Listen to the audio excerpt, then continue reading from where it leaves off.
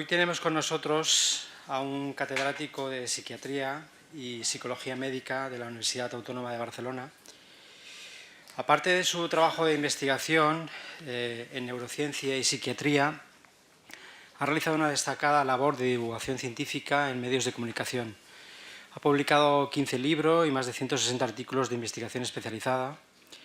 Ha sido director del Departamento de Psiquiatría y Medicina Forense de la Universidad Autónoma de Barcelona durante 20 años y profesor visitante de universidades y centros de investigación en Londres, Groningen, Tel Aviv o Venecia. Es columnista y director de programas de divulgación y debate científicos en diversos medios de comunicación. Ha recibido diversos galardones como el Premio Ciudad de Barcelona de Ciencia en 1992, o el Premio Avui de Periodismo Científico en 1991, Premi Serra i Moret de Civismo en 1994 de la Generalitat de Cataluña o el Premio Europeo de Estudi General de Divulgación Científica 2004 de la Universidad de Valencia. Entre sus últimas publicaciones podemos citar Cerebro y Poder del año 2008, Mentes lúcidas y longevas del 2011, Píldoras o Freud del 2012 o el último libro, o creo que es el último libro, De Boig i Descreguts, Biologia de la Religiositat, 2013. Hoy día no solo los físicos y los filósofos se preguntan si el ser humano es libre o no. Los últimos avances en genética y neurociencia dan nuevas ideas para preguntarse por la libertad del individuo. ¿Somos libres de elegir y decidir o como el resto del universo seguimos simplemente las leyes de la naturaleza? Y yo te pregunto, ¿hay una respuesta a esta pregunta? Muchas gracias, Adolf, por aceptar nuestra invitación. Bona vesprada. Moltes gràcies per aquesta presentació. Moltes gràcies a la Universitat Politècnica de València i als directors i professors i promotors del COI per muntar aquesta Setmana de la Ciència, que és, la veritat, una meravella. Jo m'he mirat el programa i poques setmanes de la ciència hi han tan atractives a España. Y por tanto, muchas felicidades. Esta conferencia me la pidieron el año pasado en la Universidad Europea de Madrid y no he cambiado nada, porque fue un encargo suyo, un encargo de los criminólogos españoles que celebraban unas jornadas en mayo del año pasado en Madrid y me llamaron a ver si yo les podía ilustrar sobre esta pregunta que me acaban de hacer. ¿Somos libres o no somos libres? Esto tiene una respuesta muy sencilla, que es sí. Y por lo tanto ya se ha acabado la conferencia. ¿Vale? No hay que darle tantas vueltas, no hay que preocuparse tanto. A pesar de los avances de la genética, a pesar de los avances de la neuroquímica, a pesar de los avances de la neurobiología, el abanico de opciones para decidir, optar, elegir, seleccionar, continúa siendo el que siempre fue y todavía más. Y los avances de la ciencia no restringen las atribuciones de libertad o de responsabilidad, sino que las aumentan, en contra de lo que suele pensar la gente. Los organismos, no únicamente los humanos, tienen enormes grados de autonomía, enormes. Y esto permite que todo el edificio que los humanos hemos montado para decidir sobre responsabilidades, atribuciones, que es lo que preocupa a los filósofos y a los juristas, pues siga en pie y va a seguir en pie por los siglos de los siglos de los siglos y de los siglos. O sea que no hay que preocuparse para nada. Esta es mi posición. Y vuelvo a repetir, la conferencia se ha acabado. Porque esto es lo más importante. Lo más importante es responder a la pregunta. Pues ya está respondida la pregunta.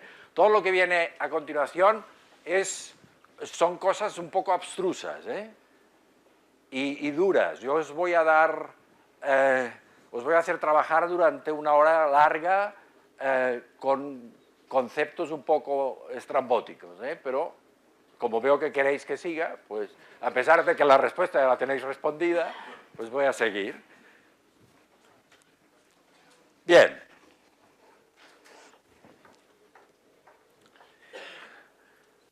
Esto de la libertad, aquí tenéis el edificio que los americanos están acabando, que le vayan a llamar la Torre de la Libertad, al lado de la estatua, en la zona cero. Están a punto de culminarlo. Esto de la libertad es un concepto difícil, pero la gente que piensa bien lo reduce a cosas bastante sencillas. Fijaos, uno de los mejores pensadores, quizá el científico social más importante de todas las épocas, dice, por libertad, si nos atenemos a la verdadera significación de la palabra, debemos entender la ausencia de impedimentos externos, es decir, la posibilidad que tenga cualquier persona de hacer lo que le viene en gana.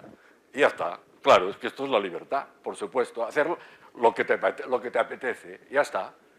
No hay que andarse con complicaciones. Fijaos que los franceses lo colocan en primer término, lo que valoran más antes que la igualdad o la fraternidad u otras cosas, decidieron en la revolución que era el primer valor de todos. Es más importante ser libres que ser iguales o que ser equitativos. Los españoles se confunden bastante en esta cuestión. Bueno, hay muchas otras. Pero hay otros pueblos que jerarquizan. Y ya veis que a los americanos les importa mucho, también a los americanos colocan la libertad por delante de todo. Por delante de la justicia o de la equidad colocan la libertad. Y los franceses también. Pues bien, pero fijaos que esto es sencillo, de entrada es sencillo, pero inmediatamente se complica. Porque fijaos qué le ocurre a esta calle, a este cruce de calles de una ciudad americana. Que si tú tomas la calle de la Independencia, abandonas la calle de la Libertad. En cambio, si tomas la calle de la Libertad, te dejas atrás la calle de la Independencia. Caray, ¿esto cómo puede ser? Pues resulta que puede ser. Porque la libertad de cada uno choca con la libertad de los demás. Y a veces, queriendo abogar por conseguir el máximo de libertad, pierdes las dependencias que te interesaban. Y resulta que acabas perdiendo. Por ejemplo, los catalanes se han montado un lío con esta cuestión, que es donde vivo yo.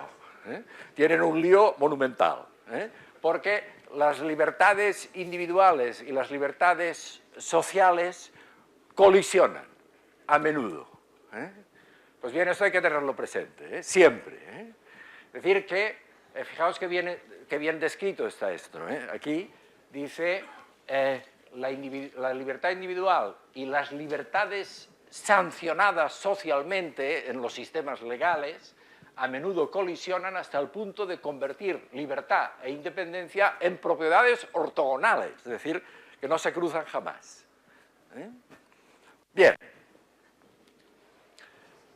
Entonces, fijaos que los neurocientíficos, la gente de mi gremio, yo soy psiquiatra, pero me dedico a la neurociencia, es decir, no hago clínica desde hace 35 años, se han metido en estas cosas, se han metido y ellos en su campo de trabajo están diciendo la justicia sirve precisamente para resolver los conflictos entre las libertades individuales y las sociales.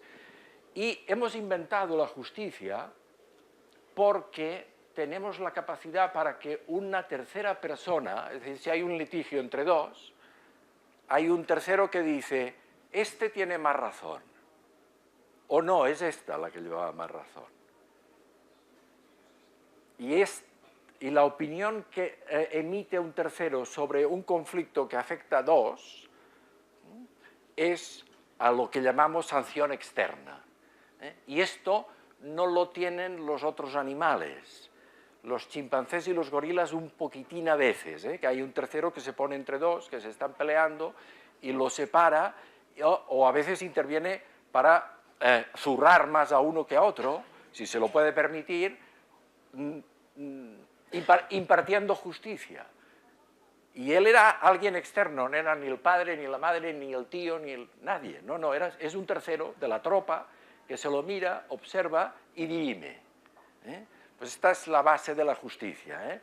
Y a eso se le llama la sanción por la tercera parte. Los españoles aquí nos volvemos a hacer un lío porque ahora pensamos que los jueces todos son fatales.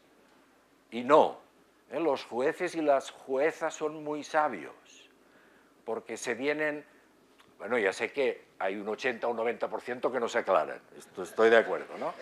Pero hay un 10, 15, 20% que vienen pensando sobre estos asuntos de cómo dirimir entre las libertades de la gente y sancionar conductas que acaban haciendo daño desde hace 4.000 años. Ellos lo llevan pensando desde hace 4.000 años, los más sabios. En cambio nosotros, los neurocientíficos, los psicólogos, los psiquiatras, hace 100 años que pensamos sobre este asunto. Necesariamente tienen que saber más ellos que nosotros. Y esto a veces se suele olvidar. Es decir, que hay sabiduría acumulada en el pensamiento jurídico enorme sobre esta cuestión. Enorme. Otra cosa es que la apliquen bien o que la apliquen mal, pero hay sabiduría a aprovechar. Bien. El problema aquí se ha generado porque, y fijaos que esto vuelve a ser aproximaciones, bueno, aquí os está pasando una cosa, es que todo está en inglés, no le hagáis caso, me tenéis que hacer caso a mí, y a lo que diga yo. Porque yo las diapositivas las pongo en inglés desde hace 30 años, para ahorrarme el lío entre el catalán, el castellano y estas cosas. Yo decidí que mis alumnos reciben todas las diapositivas y todo el material en inglés, y se ha acabado el problema. Punto. Y además, de paso, tienen puntos adicionales para los títulos europeos y tal. O sea, y es así, y también lo hago siempre con las conferencias, o sea, da igual, a quien tenéis que entenderme es a mí. Esto es un cine que además paso, y a veces saldrán cosas más divertidas, no solo palabras. Bien, pues aquí el autor, que vuelve a ser un neurocientífico, un neurofilósofo, que ahora hay incluso neurofilósofos, dice, el poder exigir responsabilidad a la gente implica el concepto de libre albedrío, de libertad absoluta. Y esto, pues, tenemos que prescindir de él porque ya sabemos que no existe. Esto se lo inventaron los filósofos porque conectaba con la tradición religiosa. Pero ahora sabemos que no tenemos libertad omnímoda. Sabemos que no somos ángeles, vaya. Esto sí, ya hemos bajado del cielo y ya sabemos que no somos ángeles. Es decir, que no estamos hechos a imagen y semejanza de Dios. No, esto es una historieta que explican los curas en la iglesia, pero no va así. Nosotros somos animales, no somos ángeles. Y únicamente tienen libertad omnímoda, es decir, infinita y restricción cero, los ángeles y los demonios, es decir, los espíritus, pero todos los organismos que tienen maquinaria biológica, y entre ellos nosotros, pues tenemos restricciones. Se hizo el invento de que no, es que tenemos una parte espiritual que se comporta como los ángeles, pero nadie la ha visto, esta parte espiritual, jamás. Y como nadie la ha visto, pues lo suyo a día de hoy es suponer que no hay tal. Que lo único que hay es un cerebro muy complejo, que tiene restricciones, y por lo tanto no tiene libre albedrío omnímodo. Eso no. Pero los malos filósofos de ahora dicen, es que si destruimos el libre albedrío omnímodo, se nos desmonta todo el sistema social. Pues no, esto es lo que nosotros les decimos, que no, que os equivocáis, que tenemos grados de libertad que se acercan al infinito, porque son inmensos, pero no son infinitos, porque esto solo lo tienen los ángeles y los dioses, ¿de acuerdo? Pero nosotros no, ni somos ángeles ni somos dioses. Bueno, Messi sí es Dios. Lo dijo ayer Víctor Valdés, ¿no? Vale, pero se lesiona, por lo tanto no. Sé que ya lo veis, ¿no? O sea que no, ya está. ¿Ya tenéis suficiente? ¿Ya queréis, no queréis empezar a discutir? ¿No? Bien.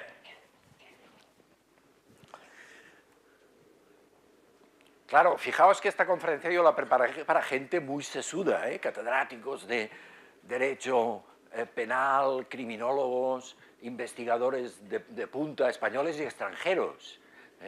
Y esto es complicadillo, pero en fin, se le va a hacer. Esto, lo que viene aquí ya lo he explicado. Es decir, la posición tradicional es que había una entidad que llamamos el libre albedrío que gobernaba las decisiones conscientes. Por ejemplo, esta conferencia la voy a dar en alcoyano o en castellano, con acento catalán, que ahora me estáis notando, ¿no?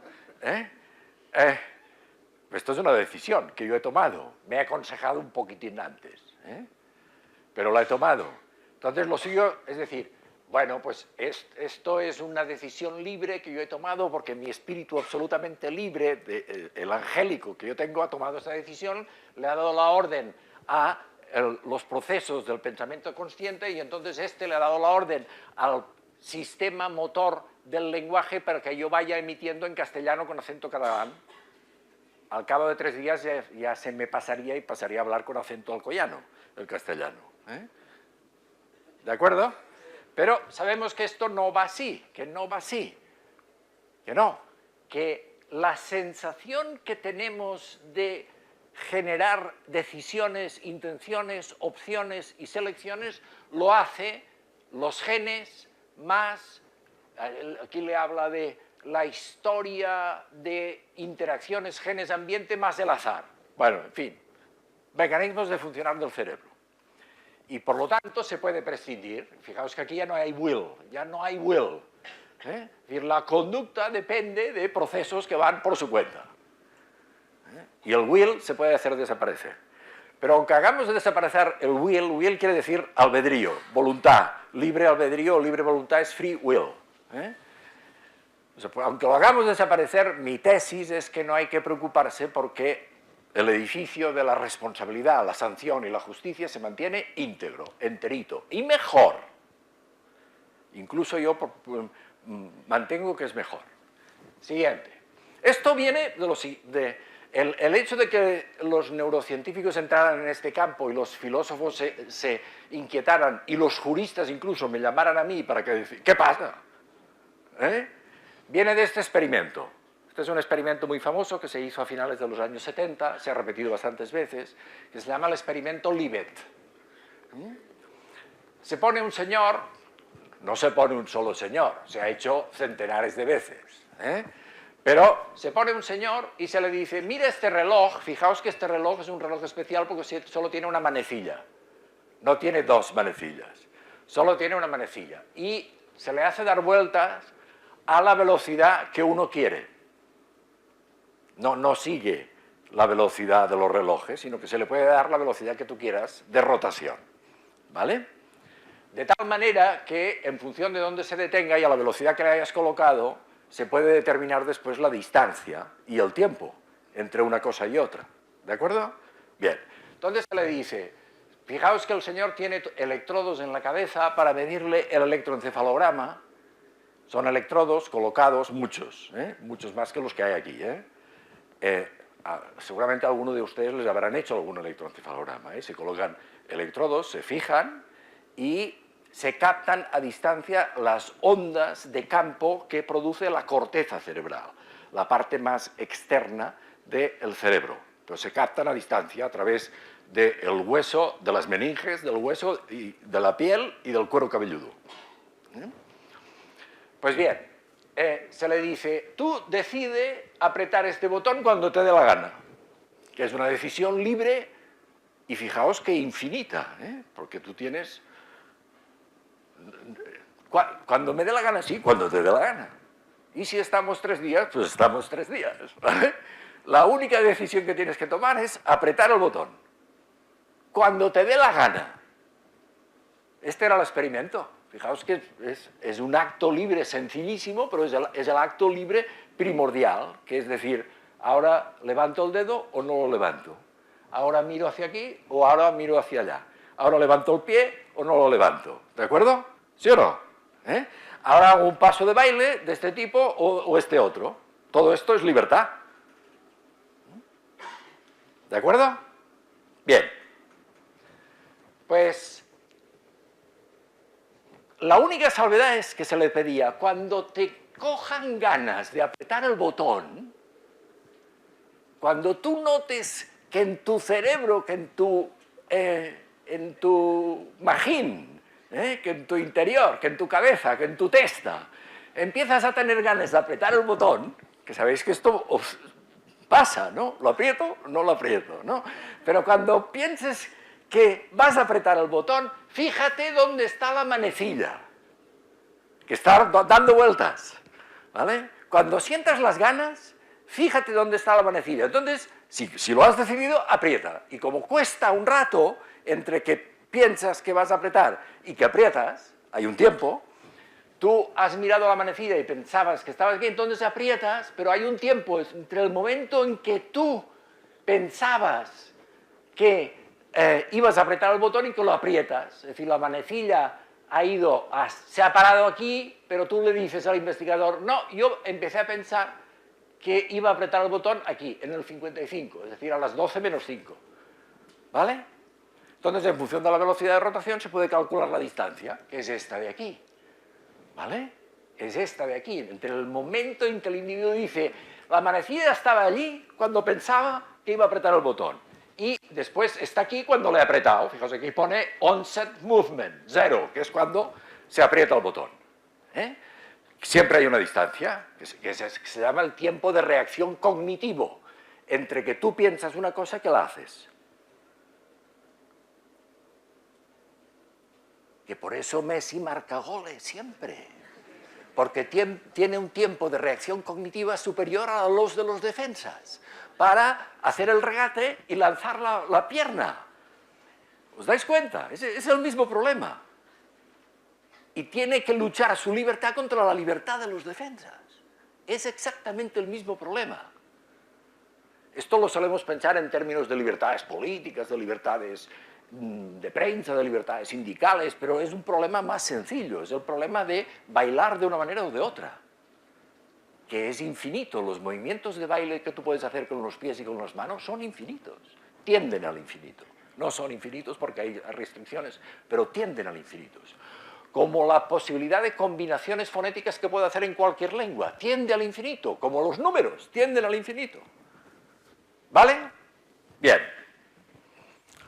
Ahora os comenzáis a dar cuenta de por qué los filósofos se montan líos con esta cuestión, porque confunden las tendencias al infinito con los infinitos, para empezar.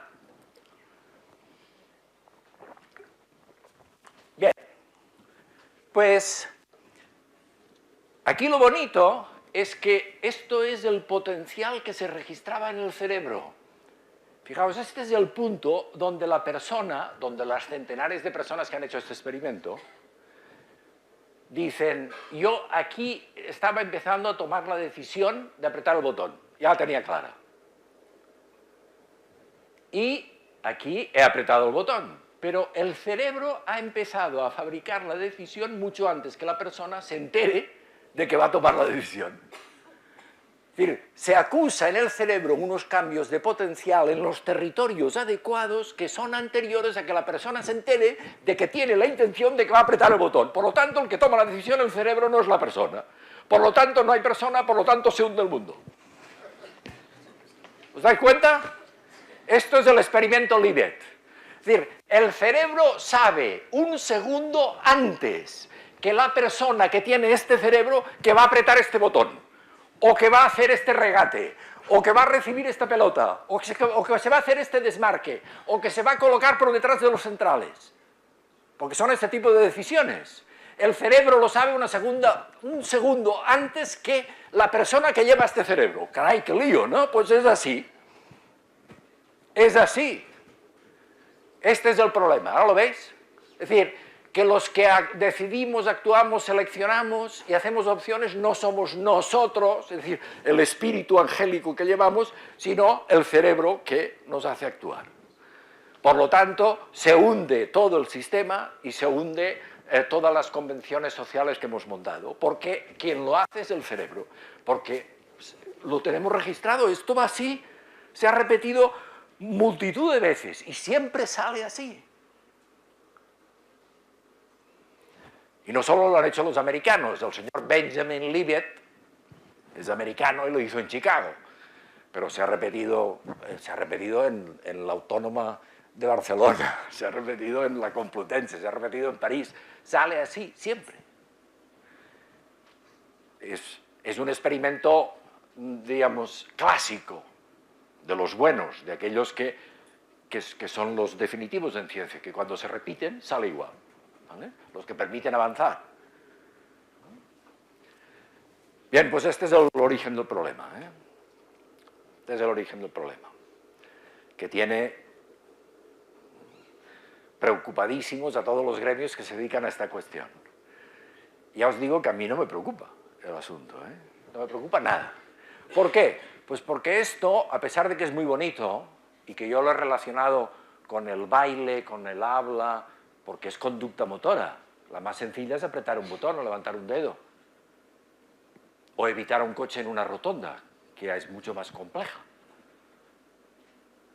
Y que los ingenieros de flujos a menudo se olvidan de lo complejo que es. A mí me han explicado que hay un puente nuevo en Alcoy, que tiene unas dificultades de diseño ya de entrada, notabilísimas. Fíjense, he llegado esta tarde y ya me he enterado de esto. ¿Vale? Pues este asunto corresponde a un tipo de decisión, que es una decisión motora, y además artefactual, porque nosotros no apretamos botones. Nuestros hijos sí, por eso saben tanto, porque nacen apretando botones. Pues nosotros, yo de pequeño no apretaba ninguno de botón. Los botones máximos que apretaba eran los de las peras de la luz, que además era difícil, ¿eh? Pero lo otro eran manivelas, botones no había. ¿Se dan cuenta? Los botones tienen 30 años. Los humanos toman decisiones complejas desde hace millones de años. ¿Ahora vamos a lanzar el rumor de que esta señora es una lagarta? Por ejemplo, ¿no? Esto es una decisión también, ¿no? Y no tiene nada que ver con apretar botones. Tiene que ver con pensar, ¿qué me han contado? ¿Lo digo? ¿No lo digo? ¿A quién? ¿Cómo va a circular más rápido? ¿A quién afecta? Y no se aprieta ningún botón. Todo esto lo tenemos que ir pensando. ¿Sí o no? Y son actos de libertad, igual que los otros, pero de otra modalidad. Y no sirve. El famoso experimento Libet para esto no sirve. Por lo tanto, cierro aquí la conferencia. Ya ven que tengo muchas ganas de acabarla, ¿no? Para discutir, ¿eh? Bueno, pues esto que es tan sencillo, y ya creo que ustedes lo han visto que es sencillo, que con este experimento, con ser muy importante, porque la conducta motora es importantísima, no hay nada sin conducta motora, prácticamente nada, pero es una parte de las potencialidades decisorias humanas que tienen un abanico mucho más complejo. y unos grados de autonomía mucho más extensos, por lo tanto no debería preocupar tanto a los filósofos y a los juristas y a los criminólogos y tal como los preocupa, porque esto sirve para acotar cosas, pero no para resolver un tema que simplemente lo estamos desbrozando desde la ciencia, desbrozando, y que lo único que nos dice es que el cerebro hace cosas que no nos enteramos. Bueno, esto ya lo sabíamos. Por ejemplo, ahora el cerebro me está regulando mi presión arterial. ¿Y yo qué influencia tengo sobre cómo el cerebro regula mi presión arterial? Cero, ninguna. ¿De acuerdo? También está regulando mi temperatura, porque aquí hace mucha calor. Y esto sí que me lo dice, hace una calor de las narices aquí dentro, ¿no? Pero la presión arterial no me la dice. Hay que ayudarle con un sensor que ahora a veces los llevan algunos relojes, ¿vale? Bien. Me voy para allá porque siempre estoy pensando que tengo que pasar la diapositiva por allá. Pero lo tengo aquí. Vale, no, este lo habíamos pasado, nos lo pasamos. Ah, fíjense, esto me he olvidado, que esto yo siempre lo explico en clase, le llamo el problema Nadal. Me viene muy bien, porque también es conducta motora y es irresoluble. Le llamaba el problema Moyá, ven que esta diapositiva es muy antigua, le llamaba el problema Moyá, pero ahora como el Moyá se retiró, pues lo llamo el problema Nadal, ¿no? Y es un problema muy sencillo, y en un campus politécnico, bueno, es que es de cajón, ¿no? Que es, ante un buen sacador de tenis, el restador no tiene nada que hacer, no podría responder ninguna pelota. Ninguna. Porque las canchas de tenis tienen unas dimensiones acotadas y los sacadores se sitúan en la línea y lanzan la pelota, y los buenos sacadores lanzan a 200, a 210, a 220, algunos a 230. El Nadal no, porque no tiene un buen saque, pero es un buen restador. Pues bien, un sacador a 200 kilómetros por hora, se puede hacer el cálculo porque es muy sencillo, si saca desde la línea, la pelota tarda en llegar a donde está el restador, que también se suele colocar en la línea o un poco más atrás, pero la pelota llega al campo, bien situada, en 0,43 segundos. El tiempo de reacción de un jugador para, una vez ve salir la pelota y seguir la trayectoria, modificar su posición, supera los 0,8 segundos. Entonces, ¿cómo se responde? Si tardas el doble de tiempo en girarte para ver dónde viene y colocar, y por eso a veces, cuando los restadores no adivinan, porque lo hace el cerebro adivinando en función de la posición del sacador, pero cuando no adivinan se quedan como peleles. Se habrán fijado, ¿no?, que el restador, aunque sea Nadal, si no adivina la trayectoria del saque, se quedan como si fueran imbéciles, ¿no? Y a todos los que hemos jugado a tenis nos pasa esto, y sabemos que incluso entonces el cerebro te dice, eres un idiota, ¿no? Porque te lo dice a ti mismo, ¿vale? ¿Sí o no? Bien, pues por eso, porque no lo hace Nadal, sino que lo hace el cerebro en función de una presunción. Y esto mejora si conoces al sacador y sus movimientos y cómo le va a pegar. Entonces se hace una hipótesis de presunción que se corrige, pero que da la impresión de que se corrige, si resulta que sale en la dirección que se ha previsto, y se coloca y se lanza, y a menudo la aciertan, y la aciertan con golpe ganador, que ya es la rehostia. Esto a mí no me ocurre nunca, jugando al tenis. No. Pero al Nadal sí, y a otros buenos restadores también. ¿Vale? Pues ya está. Vale. Es decir, que la sensación que tenemos de agencia motora, es decir, que gobernamos el mundo, que gobernamos nuestra propia conducta y que gobernamos el mundo, en muchas ocasiones a alta velocidad la fabrica el cerebro y nos dice que somos nosotros cuando en realidad lo hace él. Es decir, cuando en la conducción, que es una cosa muy difícil y cada vez más difícil porque cada vez hay más gente conduciendo y tienes que tener en cuenta tus reacciones contra las reacciones de los demás y hacer presunciones de los movimientos que van a hacer cuando la cosa está densa y complicada. para no tocar, ¿no? Pues a menudo hacemos correcciones instantáneas que nos sorprenden y que incluso nos queda el corazón palpitando si íbamos a velocidad en autopista y resulta que hemos salvado una circunstancia difícil. Y entonces el cerebro nos dice, bien, lo has hecho bien, pero lo ha hecho él. Lo ha hecho él, ha oído un ruido, ha visto una sombra, ha visto cosas que tú serías incapaz de decir ¿qué has visto? Ni idea, pero has corregido. Y vas a salir para abordar el carril contrario y no sales. O regresas más rápido. ¿De acuerdo? ¿Saben de qué estoy hablando? ¿Que sí? Bien. Pues esto es el problema Nadal. Esto es el problema Nadal.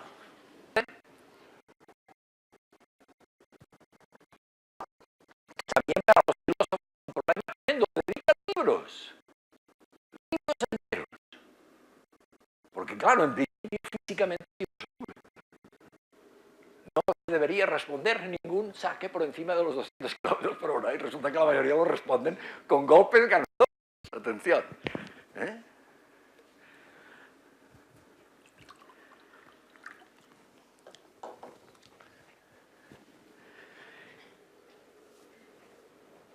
Que el cerebro hace muchas cosas por su cuenta que no nos enteramos, esto también lo sabíamos, y no con los ejemplos que yo he puesto que eran demasiado sencillos. Por ejemplo, cada noche se pone a soñar, él por su cuenta, y fabrica películas. Por su cuenta. Hay gente que se acuerda más, hay gente que se acuerda menos, y hay gente que las tiene más divertidas y hay gente que las tiene más tenebrosas, las películas. Pero fabrica unas películas totales. Cada noche, varias veces. Y lo hace por su cuenta. Y a veces parece que tienen algún sentido. Muchas veces no. No, Yo he llegado a componer sinfonías. Y no tengo ni idea de música, pero me gustaban mucho. Las que he compuesto y entonces además las he estrenado dirigiendo una orquesta. Y me lo he pasado pipa. Pero entonces me levanto y pienso, serás animal. ¿Vale? ¿De acuerdo? Es decir, que hace muchas cosas, muchísimas cosas el cerebro por su cuenta. Muchas. Porque si esto es el mundo externo, el mundo de verdad, pues acuérdense que los filósofos han llegado a poner en duda de si existe. Pero claro, si no existiera no harían falta los puentes para ir de un barrio a otro, que tienen que diseñar, ¿no? Pero resulta que sí que existe y te lo recuerda a cada momento. Y en definitiva, no se engañen, el mundo funciona gracias a estos que se acuerdan de que sí que existe el mundo real, que son los ingenieros y los albañiles y los agricultores. Los demás se montan unos líos de las narices y viven a costa de estos otros que son los que hacen funcionar. Es decir, que el agua corra, que la calefacción funcione, que los ascensores te suban, que los medicamentos vayan al lugar donde hay que ir para atacar esta cosa. Es ingeniería química, en definitiva. Esto no lo digo por halagar aquí, lo digo siempre.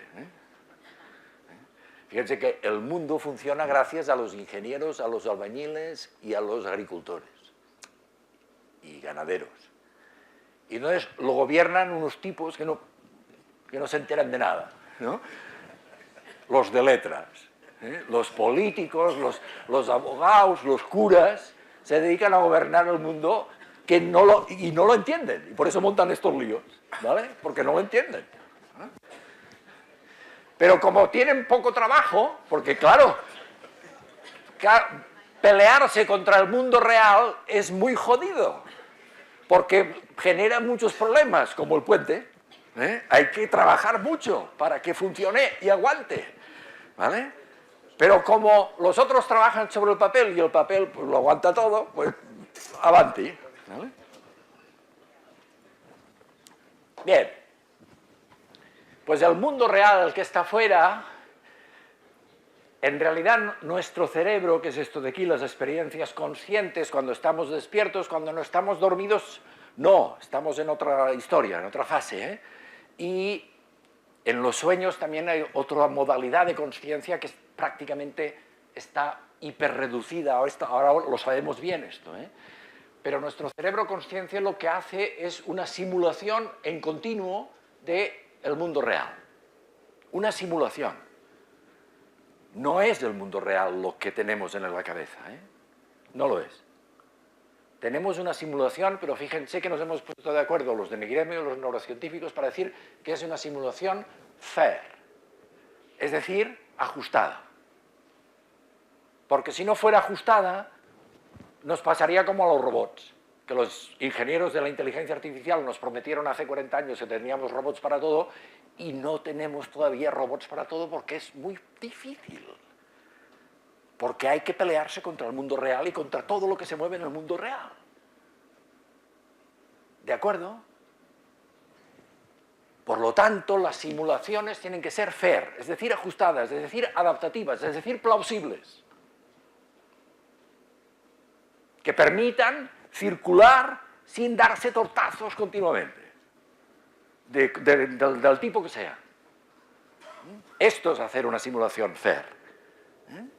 Bien, pues así trabaja nuestro cerebro, sí trabaja, generando momento a momento, instante a instante, simulaciones fair del mundo y de lo que va ocurriendo, del mundo físico y del mundo social, de los dos. Y nos fabrica una peli. Lo que vemos es una especie de película, como la de los sueños, pero en la realidad, con capacidad de seguirla. Lo que estamos ahora viendo es la película de esta conferencia de este tío raro que ha venido de Barcelona a intentarnos descolocar con conceptos así un poco extraños. Pues esta peli es lo que ustedes están viendo, la peli de donde están colocados, el daño que ya les empiezan a hacer las posaderas del rato que están sentados, el calor que están sintiendo, más el seguimiento de lo que yo intento explicar vía verbal, en este castellano con acento catalán, más la otra peli que yo coloco aquí, que además va en inglés. Fíjense, Pues bien, el cerebro nos dice a cada momento que esto tiene una realidad que es continua, simplificada y aparentemente sostenida de un mundo que está siempre cambiando, interno y externo, y que nos permite incluso corregir. Nos permite ajustar errores. Nos lo dice, en continuo. Bueno, esto es muy complejo, pero es así. Nosotros lo vemos así, los neurocientíficos lo vemos así. Es decir, que nuestros sistemas nerviosos fabrican en continuo una visión del mundo que nos da la sensación de que el gobierno lo tenemos nosotros, cuando en esencia la mayor parte del gobierno son procesos automáticos. Les voy a poner un ejemplo, también sencillo para que se entienda. Cuando tú coges el coche por la mañana y vas hasta el trabajo y vas pensando en las cosas que te esperan, en los líos en los que te has metido, en las cosas que tienes que culminar aquel día, y además intentas escuchar las noticias en la radio, si de pronto llegas al trabajo y te dicen, oye, ¿qué ruta has seguido hoy? ¿Has encontrado mucho? ¿Cuántas veces te has parado? Y tú dices, hostia, no me acuerdo. Si te preguntaran más preciso, ¿en cuántos semáforos has tenido que pararte? No podrías responderlo, porque han funcionado los pilotos automáticos. Porque cuando tú dominas una tarea muy bien, y esta la acabamos dominando muy bien a pesar de que es muy difícil, y por eso cuesta entrenarla semanas y semanas, y a algunos les cuesta meses y se han de gastar mucho dinero en las autoescuelas, porque es muy difícil. Pero cuando se entrena bien, se pasa al gobierno de los pilotos automáticos, y nosotros solo, de vez en cuando, le prestamos un puntito de atención por si las circunstancias han cambiado y se convierten en inusuales. Pero la mayor parte del trabajo lo hacen los pilotos, les llamamos así, pilotos automáticos, que van generando esta escena que, si todo es igual, ya ni le prestas atención. A eso me refiero. ¿Ahora se me ha entendido? Perfecto. Bien. Vale, esto nos lo vamos a saltar. Entonces, esto era Esto era la introducción de la conferencia, ahora viene la parte dura. Esto era simplemente los conceptos, para que se entienda de qué estamos hablando. Ahora viene la parte realmente dura. Bien, entonces yo ilustraba mi posición. Esta es la parte filosófica de la conferencia. Ahora viene la parte dura, con datos. Para ilustrar mi posición doctrinal, en ciencia es obligatorio mostrar datos. Tú dices que lo que se conoce en neurociencia sobre esta cuestión de la libertad no afecta para nada. Yo lo sigo manteniendo, no afecta para nada. Entonces, convéncenos con datos sólidos de que esto no afecta para nada. Pues bien, yo seleccioné 5 campos de datos que yo pienso que nos dicen que esto afecta muy poco. El primero es el implantar intenciones mediante la estimulación directa en el cerebro. El segundo es el demostrar que se puede controlar la generación de intenciones modificando la actividad de neuronas. El tercero es demostrar que hay islotes de conciencia restringida que permiten, aún así, hacer decisiones voluntarias. La cuarta es intentar entrar en los estados mentales de otras personas sin preguntarles nada, es decir, adivinar qué están pensando. Y la última es estudiar las posibles déficits morales, porque hay decisiones morales. Por ejemplo, aquella que he explicado yo antes. ¿Vamos a decir que esta señora es una lagarta? ¿Vamos a decir que este alcoyano es un corrupto? ¿O no? O que esté de cocentaina, para que no caiga siempre en Alcoy. ¿Vale? ¿De acuerdo? Estas son decisiones morales porque afectan a los intereses personales de otras personas. Esto es la moralidad. Pues yo escogí datos para discutir de estas 5 cosas. No me va a dar tiempo a repasarlos todos. Entonces voy a seleccionar algunos y después discutimos. Voy a seleccionar algunos. Fíjense, me voy quizá a saltar los primeros, ya verán que aquí empieza lo duro, cerebros con tumores, electrodos que se colocan. Aquí hay individuos a los cuales se les ha entrenado, esto ya lo habrán visto en la tele, individuos que se han quedado parapléjicos y se les ha entrenado con electrodos que tienen crónicamente implantados. No van siempre así, esto es cuando quieren trabajar. Pero se les ha entrenado con electrodos implantados en determinados territorios premotores del cerebro a mover un cursor para poder decir lo que quieren. Ahora quiero ver una peli, pero no lo pueden decir, porque se han quedado sin sistema motor para comunicarse. Entonces ahora hay la posibilidad de algunos de ellos aprovechar los potenciales que se generan al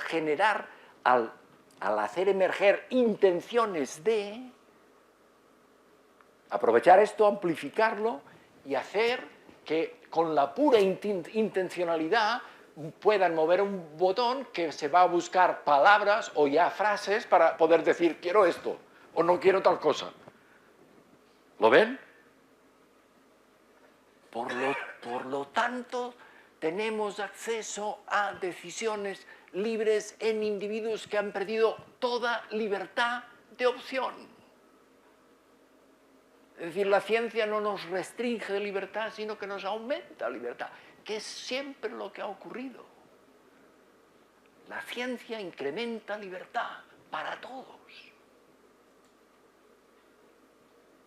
La ciencia no fabrica clones y soldados dispuestos a la guerra. Esto lo hacen los políticos y los curas. Los científicos no lo han hecho jamás. Los que hacen sermones y tocan tambores, estos lo hacen. ¿De acuerdo? Bien. Y esto incluso se puede hacer, estos son electrodos, lo mismo pero en lóbulo temporal, se puede hacer que un individuo empiece a gobernar con su intención. Neuronas que se han especializado en recordar la cara de Marilyn respecto de la cara de este cantante, que no me acuerdo cómo se llama, porque yo de cantantes ni idea, ¿eh? Voy a leerlo aquí. Josh Brolin, que aparentemente es muy famoso, yo no lo conozco de nada, ¿eh? Pero es un americano súper famoso. Paso. Esto también, esta no, esta se lo voy a explicar porque les va a gustar. Este es muy bonito, esto es una maravilla, a pesar de que es una tragedia. Es decir, me he saltado de pronto dos campos enormes de trabajo que se han abierto, donde hemos encontrado territorios que además podemos manipular, en los cuales se genera la intención de, no la decisión, sino la de intención de decidir, de optar, de seleccionar. Y los conocemos y los podemos amplificar en el caso de que sea necesario en gente que tiene lesiones. Bien, pero esto me lo he saltado. Eran dos campos de trabajo estupendos, pero me los he saltado. Aquí van a ver otra cosa que también es tremenda, pero que tiene otro tipo de aproximación, ¿eh? Hay gente, ustedes sabrán, que se queda en estado vegetativo, es decir, en un coma después de un accidente. Lo más típico es que sea un accidente de tráfico, ya que hablábamos tanto de tráfico. Se quedan en los accidentes de moto, es relativamente habitual, que se quedan en estado vegetativo durante meses y a veces durante años. Y es gente que no muestran aparentemente conciencia, no tienen lenguaje, no tienen inteligencia, no tienen memoria, no responden indicaciones. Si se les llama por el nombre, no se mueven. Si se les dice mira hacia arriba, mira hacia abajo, mírame el dedo, sígueme el dedo, hacia la derecha, hacia la izquierda, nada. Cero. Y no dan indicación de resolver al mundo externo, nada. Pero, es decir, no contestan a sonidos semánticamente significativos o a movimientos dirigidos, ni son capaces de seguir la actividad ojo-cabeza de manera orientada. Pero mantienen las funciones viscerales estupendamente bien.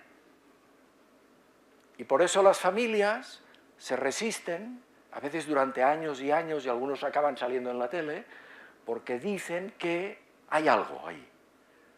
Porque mantienen la temperatura, mantienen las constantes vitales, respiran sin necesidad de respiradores, respiran con normalidad, la circulación la tienen correcta, la presión arterial, el ritmo cardíaco, son capaces de, no de tomarlo, pero de chupar, ¿eh? Si se les pone el tubito, pues se alimentan.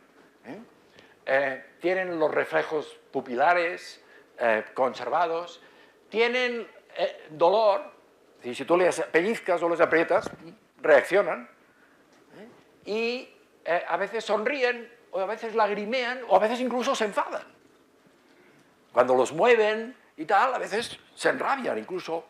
Y no es que emitan lenguaje, pero son capaces de emitir interjecciones. Monosílabos o bisílabos de queja. O miradas de hostilidad y de amenaza genuina. Pero no están. No están. Y duermen cada noche sus horas y se despiertan. Es decir, que el ciclo vigilia-sueño lo mantienen bien. Y de pronto, y entonces cuando salen en la tele, algunos recuperan la conciencia. Regresan al mundo. Al cabo de 18 años, ¡pum!, un día, algunos, recuperan y se empiezan a hablar con su madre, con su hermana que estaba en la habitación, y todo el mundo se entera. Y a veces esto se mantiene y a veces no, se colapsa al cabo de pocos días y regresan al estado vegetativo. ¿Es que han visto casos en la tele? ¿Sí? ¿Verdad que sí? Bien, estoy hablando de esta gente. Pues bien, fíjense, esta chica, no verán la cara de la chica, pero verán su cerebro. Esta chica, que esto es una imagen de resonancia magnética que seguramente ustedes ya han visto en la familia. Esto es el hueso, lo que está aquí afuera es el hueso, lo que está aquí dentro es el cerebro, esto es el tronco del encéfalo que se va hacia la médula espinal, la columna vertebral. Y esto es un sistema de fibras enorme que tiene unidos los dos hemisferios y que se ve más en blanco. Fíjense que el hueso frontal, esto es la parte, aquí están los ojos y aquí está la nuca. Fíjense que la parte frontal del hueso está deprimida.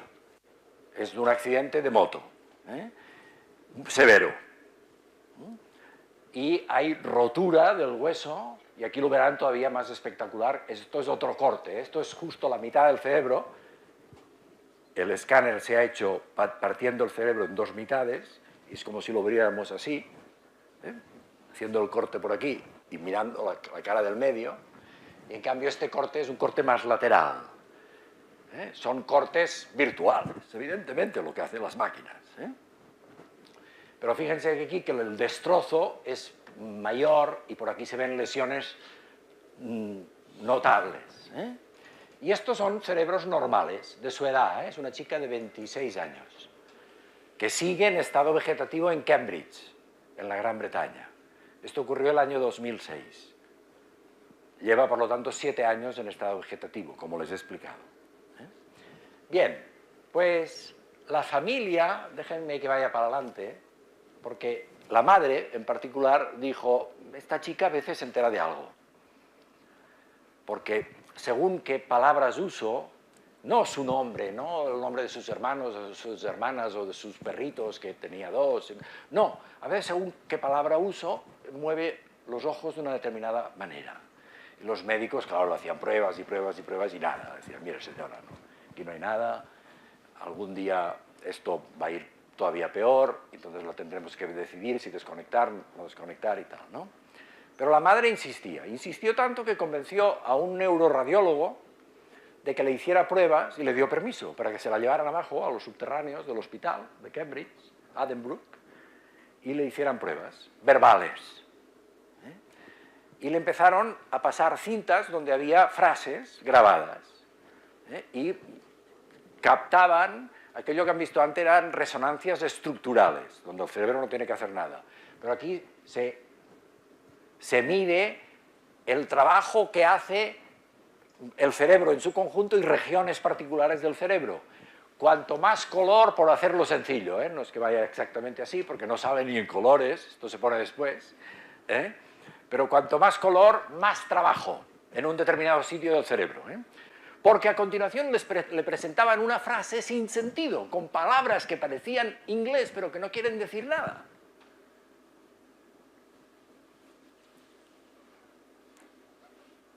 Por ejemplo, nesting what he says, who. Suena precioso, pero no quiere decir nada. No tiene sentido. ¿De acuerdo?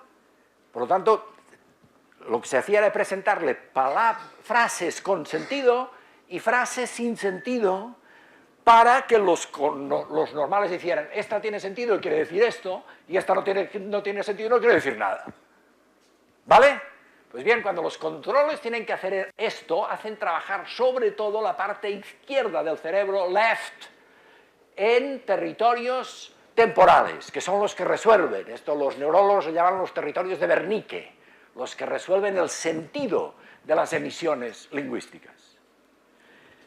La parte derecha trabaja para identificar si es un hombre o una mujer el que habla, si tiene una voz más agradable o no tan agradable, si habla más enfáticamente o no tan enfáticamente, pero no se aclara sobre el sentido. El sentido lo resuelve la parte izquierda.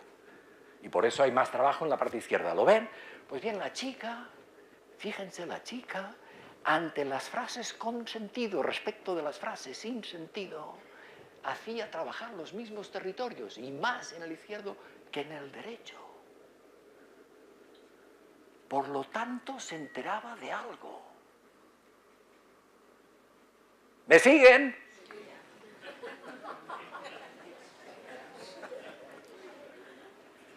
Tiro para atrás. ¿Dónde se les ocurrió? Porque esta chica era tenista. Aficionada, pero tenista. Es decir, de ir a jugar cada día. Participaba en campeonatos de segunda división inglesa, pero era una tenista. y tenía una compañera con la que jugaba a menudo cada día. Y entonces se les ocurrió hacer esto, fíjense, se les ocurrió decir, ¿y si le pidiéramos, también por vía grabada, pero a través de los altavoces, cuando la tienen metida dentro de la máquina, y si le dijéramos que se imaginara que está jugando con su compañera Ann, que se llamaba Ann, y que están peloteando, que están empezando a calentar y que se tiran golpes largos de fondo a fondo de la pista, que se suele empezar así. Pues bien, fíjense que esto es lo que se dice, es que cuando a alguien normal, como esta chica es una chica normal, se le pide que haga esto, si sabe jugar al tenis, se imagina la peli de jugar al tenis, como voy y como peloteo, ¿vale? Y cuando se imagina esto, se activa territorios premotores del cerebro en esta región. En los normales. Entonces dijeron, le vamos a hacer esta prueba. Y además le vamos a poner otra que todo el mundo la sabe hacer bien. Que es, imagínate que llegas a tu casa, a esta chica normal se le dice, imagínate que llegas a tu casa, pero en imaginación. Llegas a tu casa, ustedes, ahora lo pueden hacer ustedes, todos, imagínate que llegas a tu casa, abres la puerta y empiezas a recorrer el laberinto de tu casa. Y te lo tienes que imaginar como si empezaras a recorrerlo, primero a la derecha, en el vestíbulo, después pasas a la sala, después empiezas a ir por el corredor, pasas a la cocina, entonces tiras a la izquierda que hay un lavabo pequeñín, entonces encuentras un despacho, entonces hay 2 habitaciones más, te vas al final, donde hay otra habitación más grande, después te vas hasta una especie de salida que te da al huertecillo que tienes detrás, ¿vale? Y recorres tu casa en imaginación, ¿de acuerdo? Pues cuando recorres tu casa en imaginación, se activan otros territorios del cerebro. Y esto lo sabemos hacer todos, y nos lo piden. Pues bien, fíjense lo que salió. Cuando a los normales se les pide que se imaginen que jueguen al tenis peloteando desde el fondo de la distancia, se activa este territorio. Y cuando se les pide que recorran el laberinto de su casa, se activan estos 3. Estos son regiones parecidas a esta, pero son un poco posteriores. Esto es la corteza parietal posterior, partes altas, y esto es circunvolación parahipocampal. Estos son nombres técnicos, que son los que nos permiten hacernos los laberintos que conocemos de lugares familiares. Pues bien, fíjense la chica, juega al tenis en imaginación, con su cerebro, sin poderlo decir, activándolo casi tanto como los controles, y recorre su casa con tanta actividad como los controles. Números, no colorines, números. Estos son los controles. Los rombos negros es la actividad en el área motora suplementaria cuando a la gente se le pide que juegue al tenis en imaginación. Pues la chica es normal. Tiene un islote de conciencia normal. En su mundo restringido en el cual parece que no está y los médicos todos pensaban que no estaba, hay cosas. Y juega al tenis. Si se le dice, imagínate que estás jugando al tenis con tu amiga Ana, juega al tenis. Es brutal lo que estoy diciendo, pero es así. Y cuando se le dice que recorra su casa, fíjense los controles, hay gente que lo hace mejor en todos los ámbitos de la vida, hay gente que tiene mucha especificidad y detalle y podría describir muchas cosas del laberinto de su casa y por lo tanto hace trabajar el cerebro mucho, y hay gente que te haría una descripción muy somera.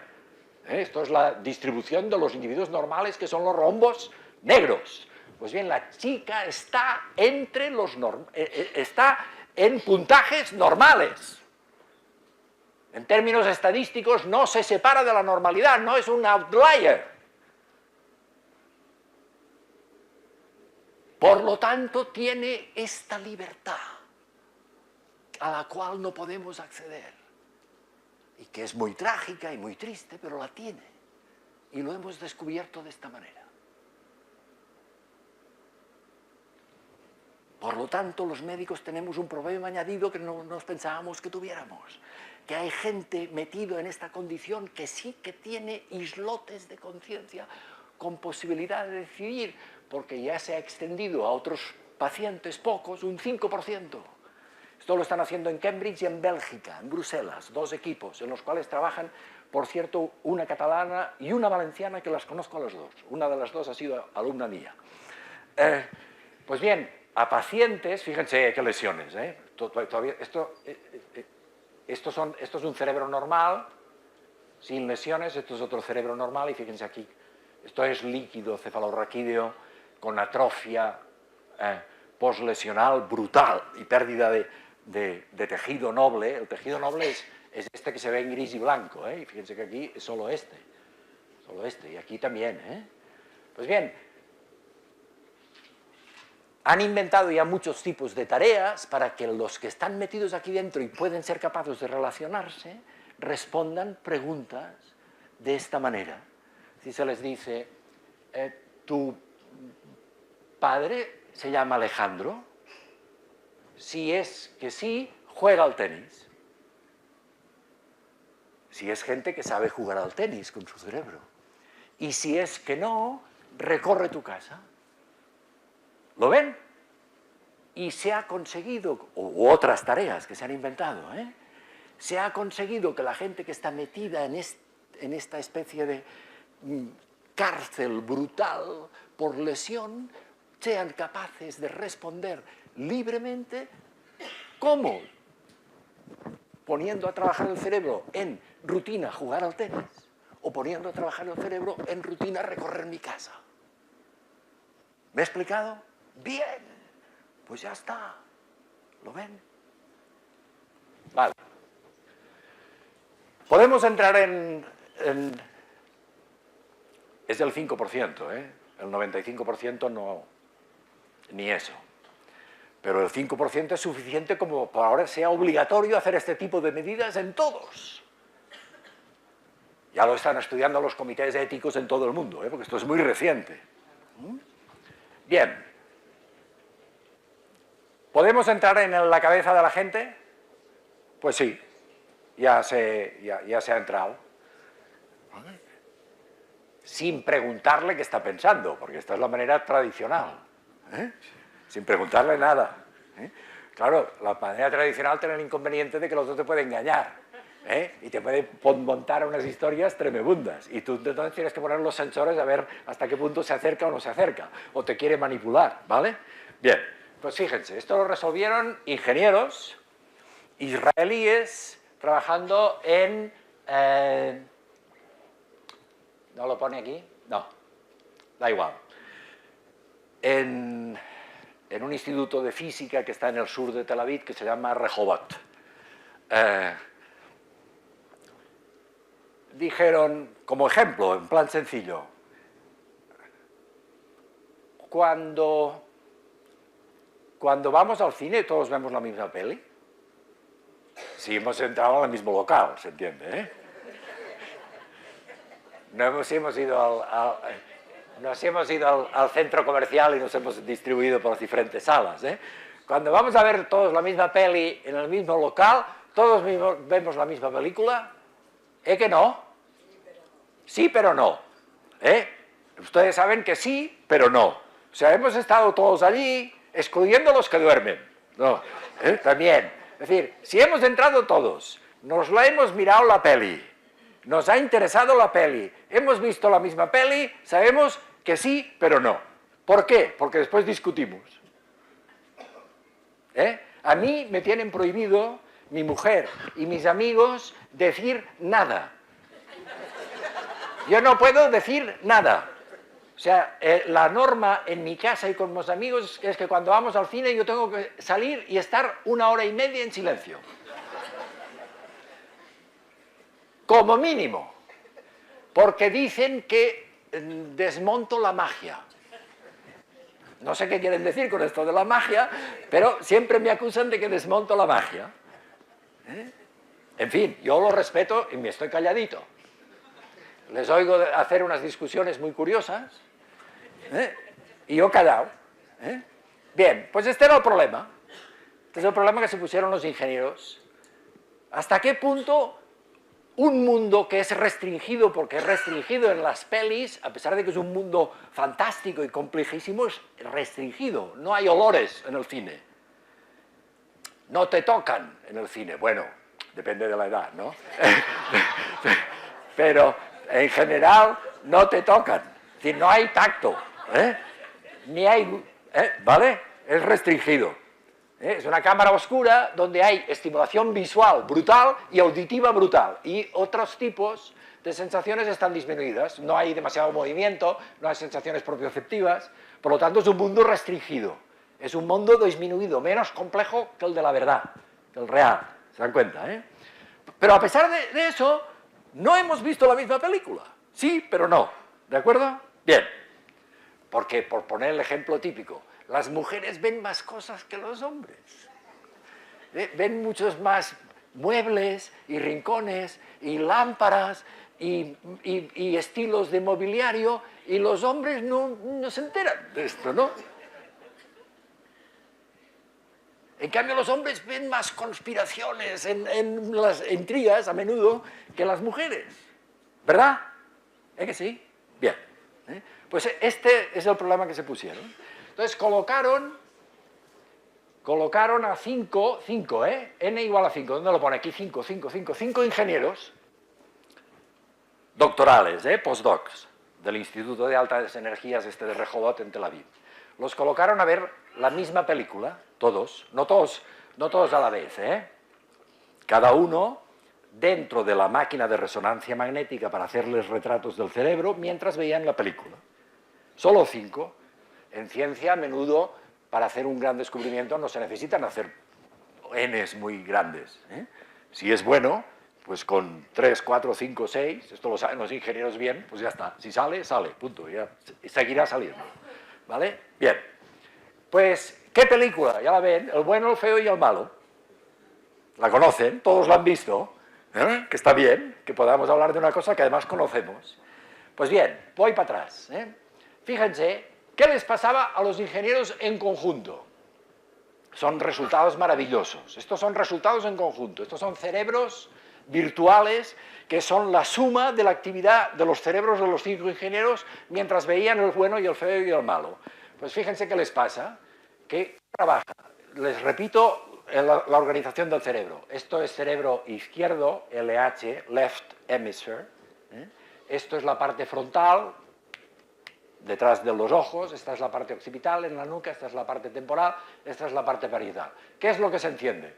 Pues la parte occipital y la parte temporal. Es decir, la corteza que ve el mundo, porque en la parte occipital es donde tenemos el cerebro de la visión, y el cerebro de la audición, que ya lo hemos visto, el verbal. Y lo otro está en silencio. Es decir, que cuando vamos al cine nos convertimos en idiotas. Idiotas radicales. Subnormales, profundos. ¿Por qué?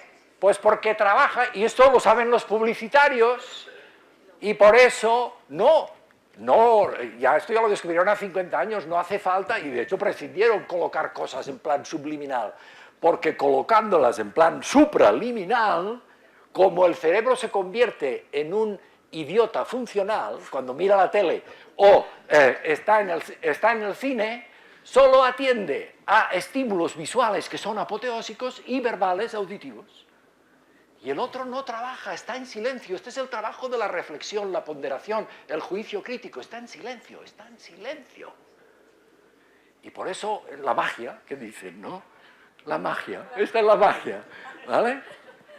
Que nos convierte en niños donde no es necesario pensar, reflexionar, comparar, contrastar, dilucidar, reflexionar. No, te metes en un cuento y a volar, ¿vale? Ingenieros, No son mis amigos, son ingenieros israelíes, Atención, los que atacan a distancia a los convoyes sirios y no se entera nadie, son estos, Atención. Pues bien, ya lo ven, su cerebro inteligente no trabaja en el cine, no trabaja en el cine. ¿De acuerdo? Bien, trabaja el cerebro visual y el auditivo, y algo el parietal para meterse en las escenas.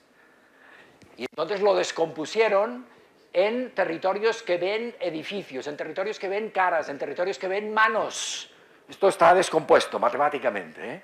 Pues bien, llegaron hasta el punto de poder decirles a los sujetos, esta es la señal del trabajo cerebral, que en definitiva es consumo de oxígeno. La señal que mide es consumo de oxígeno, en territorios cerebrales acotados previamente, en función de la resolución que quieres. Pues bien, les podían decir a los sujetos que la escena que les impactó más en su cerebro sin preguntárselo era esta, que era la señal de máxima intensidad, que era esta. Que yo no me acuerdo de la peli, pero que parece ser que es un momento decisivo, que pondrá después un bombazo y se cargará a todos los malos, por decirlo así, ¿eh? Y a continuación la 2, la 3, la 4, la 5, es decir, que les pudieron decir cuáles fueron las escenas decisivas sin preguntárselo. Y después lo hicieron, perdón, es que aquí no lo tenía. Esto lo hicieron además para caras, después para manos, para el momento de apretar el gatillo, y después para paisajes. Por lo tanto, nos podemos meter, pasa que cuesta mucho dinero y no se hace todavía, pero nos podemos meter en eso que yo he dicho al principio, el espíritu de la gente, y con procesamiento adecuado y haciendo las adquisiciones adecuadas, adivinar qué está pensando. Esto ya se hace, ¿eh? Que aquí lo tienen. Es decir, este chico está pensando en una hamburguesa para que acompañe la hoja de apio o no, ¿vale? Este es el problema, ¿eh? Pues bien, no solo lo hacen los ingenieros analizando las señales y trabajando durante 3 semanas, porque esto lo pudieron decir después de 3 semanas de trabajo matemático, ¿eh? Sino que ahora ya lo empiezan a hacer sistemas inteligentes, es decir, computers. A los computers se le da el nivel de trabajo, la señal de consumo de oxígeno captada de esta manera, en una máquina de resonancia magnética funcional, o de tomografía de emisión de positrones. Y a un individuo que está dentro de la máquina se le empiezan a presentar edificios y caras, y el sistema inteligente puede resolver, ahora está mirando una cara, ahora está mirando una cara, ahora está mirando una cara, ahora está mirando un edificio, ahora un edificio, ahora una cara, un edificio, pues se hace al azar. Y se acierta. E incluso se les puede pedir a los individuos que tomen una decisión ya de máxima libertad. Por ejemplo, se les dice, mira, va a salir una pantalla.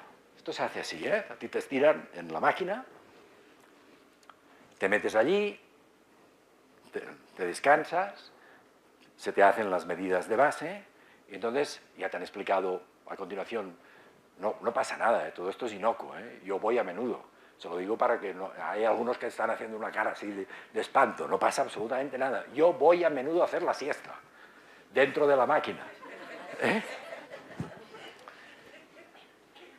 Pues no te molesta a nadie, y mis compañeros lo aprovechan para hacer calibraciones y hay fotos de mi cerebro que dan vueltas por todo el mundo y tal igual, pero no lo ponen que es el mío.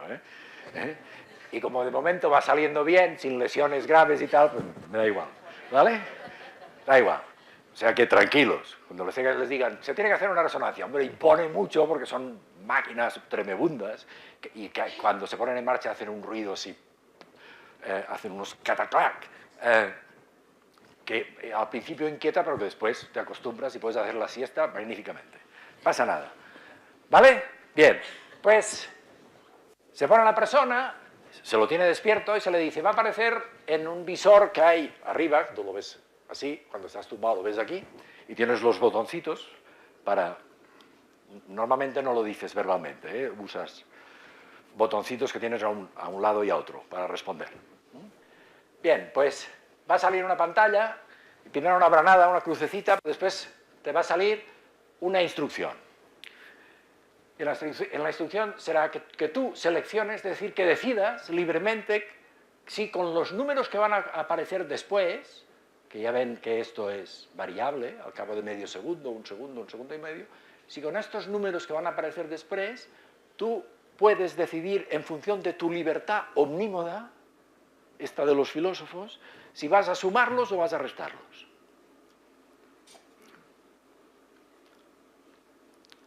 ¿Vale? Si este 56 y este 33 los vas a sumar, o los vas a restar. ¿Vale? Entonces, si has decidido sumarlos, el resultado, al cabo de un rato, una vez tú has decidido, es decir, primero seleccionas, ¿qué voy a hacer? ¿Voy a sumar o voy a restar con los números que vengan?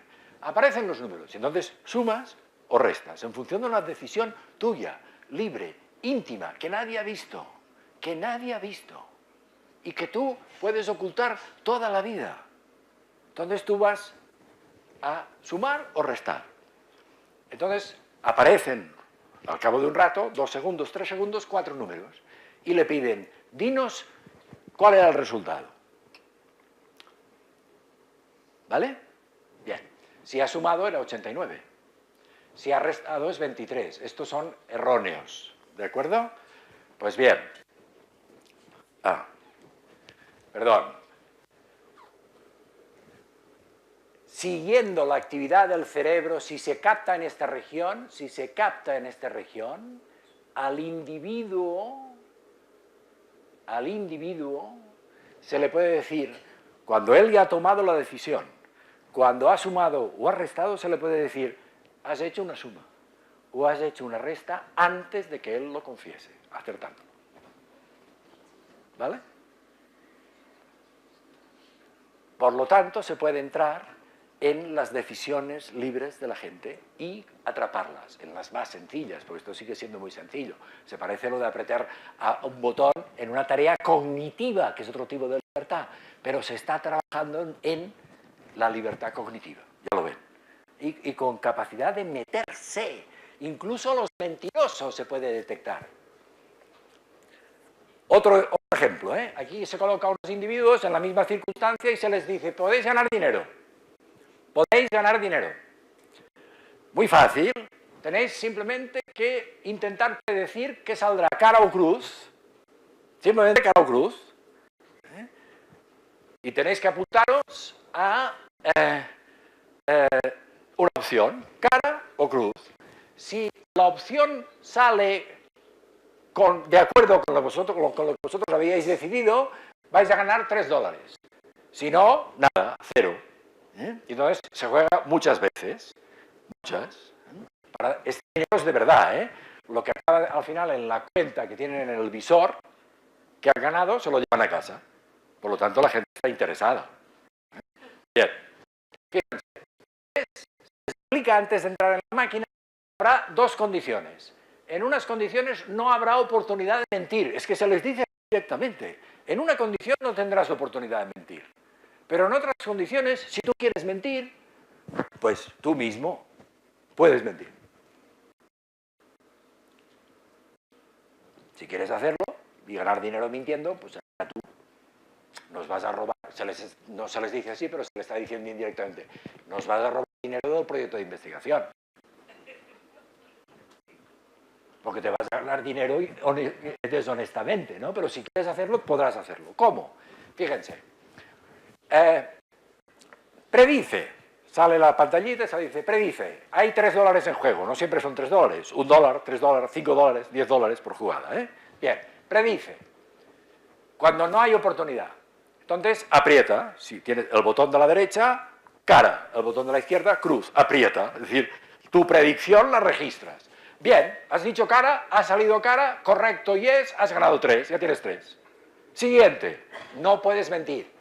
Has dicho cruz, iban $5, ha salido cruz, $8, ¿de acuerdo? Pero aquí se le dice, ahora es al azar.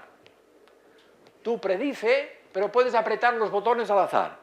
Claro, si aprietas los botones al azar, quiere decir que tú vas a apretar un botón, entonces hay $3 en juego, sale cara, y entonces te dicen, es correcto, y tú, aunque hayas pensado cruz, como el botón era al azar, dices, es correcto, $11 ya tengo, ¿no? ¿Se dan cuenta? ¿Se dan cuenta? Pues bien, entonces hacían las medidas. Porque si esto lo haces muchas veces, y se lo hacían hacer decenas y decenas de veces, la cantidad de veces que tú aciertas el juego de cara y cruz, así tan sencillo, pues es alrededor del 50%. ¿Vale? Pues hay individuos de Harvard, estudiantes de ingeniería de Harvard, que pretendían que acertaban entre el 90 y el 95 o el 95 o el 100% de las veces. Mentirosos, ¿vale?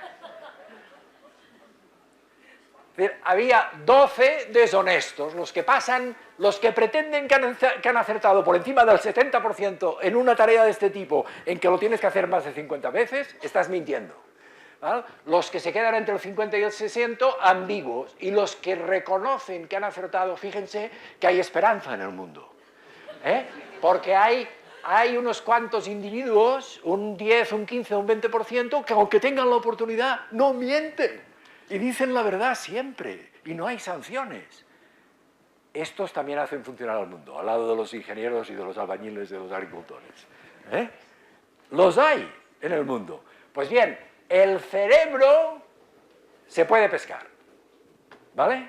El cerebro, cuando está elaborando la mentira, es decir, cuando el individuo ha hecho la predicción de cruz, pero ha podido responder al azar, y entonces sale cara y él dice cruz, para embolsarse $3 más, hay regiones del cerebro que trabajan más y sin necesidad de preguntarlo se sabe que el tipo está mintiendo. Es decir, que es un detector de mentiras más complejo y elaborado que el que teníamos y sale en las películas. ¿A qué bien? Esto incrementa la posibilidad de los jueces de ser más precisos y de los polis. ¿De acuerdo? Pues este era otro campo para dar indicaciones. Y el último, pero ya corto aquí, ¿no? El último era el de los psicópatas, el de la conducta moral. Lo vamos a cortar aquí. Vamos a cortar aquí. No, vamos a cortar. Yo lo siento porque es muy bonito, ¿eh? Y además estaba hecho con sujetos que han dado problemas. Este es el cazador noruego que tuvo en vilo y ha tenido en vilo a toda la profesión judicial y la psiquiátrica de todo el mundo, para ver si tenía alteraciones o no tenía alteraciones. Porque él pretendía, y finalmente ganó él, de que no, que estaba absolutamente cuerdo y que obedecía sus acciones tóxicas e hiperdañinas, porque es la persona que ha matado más gente en solitario y en situación de paz en la historia de la humanidad, tiene el récord de cazador de humanos en situación de paz, el récord absoluto. Pues él pretendía que estaba absolutamente de acuerdo y que obedecía a un guión político, absolutamente preparado y deliberado. Y finalmente los jueces y los especialistas, los expertos, le han dado la razón a él, que no quería que le internaran en un hospital psiquiátrico y que quería acogerse a la ley noruega, porque en un hospital psiquiátrico y considerado como enfermo quizás se hubiera pasado toda la vida, pero en la ley noruega la pena máxima son 20 años, pero con la salvedad interesante que no tenemos en España, porque los jueces españoles, la sabiduría judicial española es muy peculiar porque es a veces demasiado ordenancista, como la francesa o la italiana, pero con la salvedad, al máximo son 20 años, es decir, menos que aquí, mucho menos que aquí. Pero existe la salvedad en Noruega, en Suecia, en Dinamarca, en la Gran Bretaña también, de que si el rey o la reina o el ministro del Interior, en su caso, considera, una vez cumplida la pena, de que el individuo continúa siendo un peligro fuera de medida para el resto de la gente, puede prolongar lo que quiera la máxima autoridad. Es decir, que no lo remiten al final a tantos años, y esto va así, va así. Ahora sabe que se discute mucho, estos días justo está así, porque los españoles a menudo se olvidan de esto, de que en el papel se ponen números y parece que todo va a funcionar, y la realidad es más compleja. Y a veces la realidad se salta los números. Pues bien, en la ley noruega existe, pero él quería jugar a esto, y lo consiguió.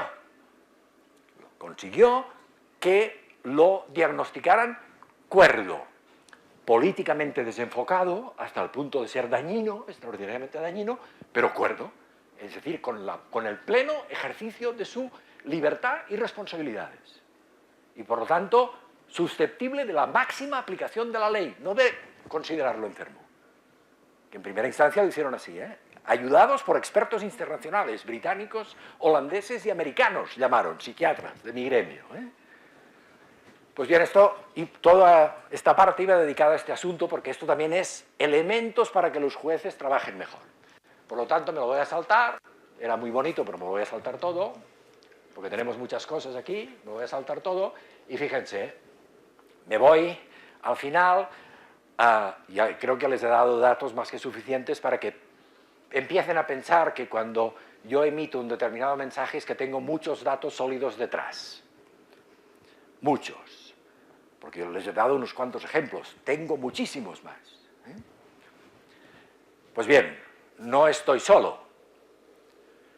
Eran los físicos del 19 y del 18 y los químicos los que pensaban que iban a poder explicar la conducta en términos parecidos a cómo se explica, aunque sea de manera muy compleja, los principios de los agentes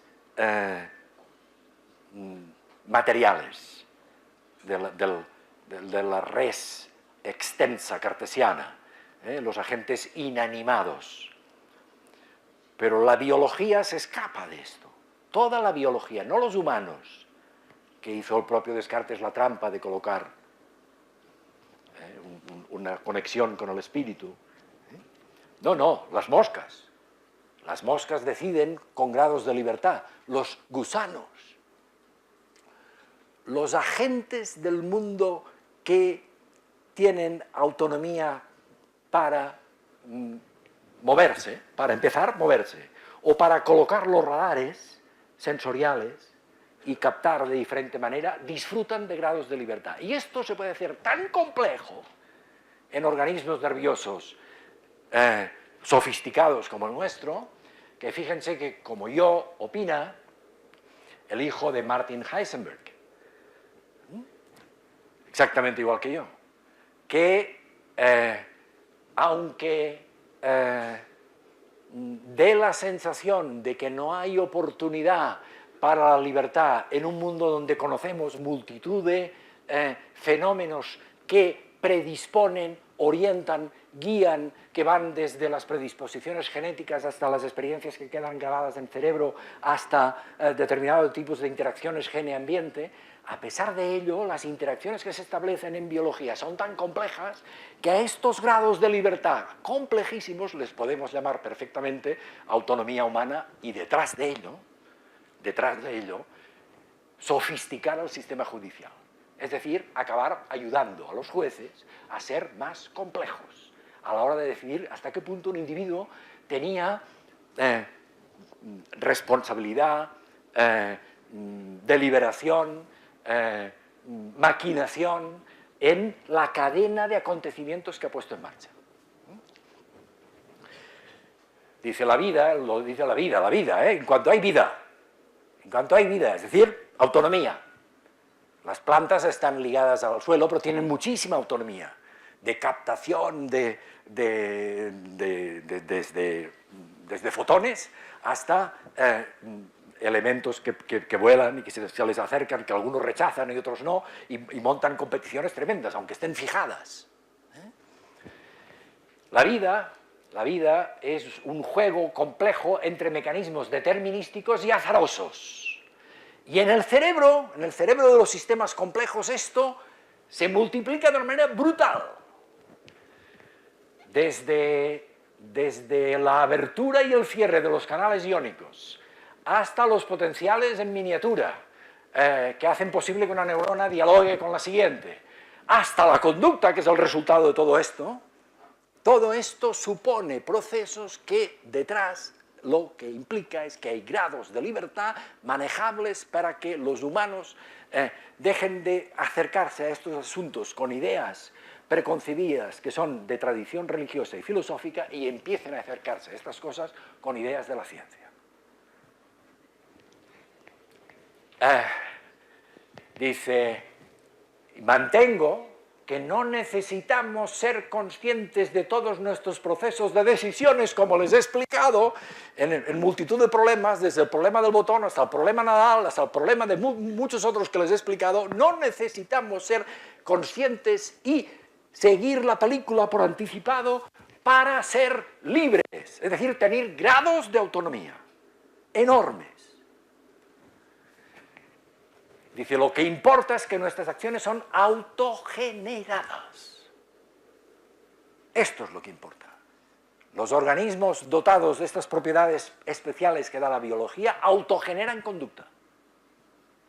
Y en cuanto autogeneran conducta, es decir, no depende su conducta de la roca que les ha dado un empujón o de la bola de billar que estaba en el inicio de la cadena o en el primer motor de las asunciones filosóficas, como autogeneran conducta, exploran campos de libertad.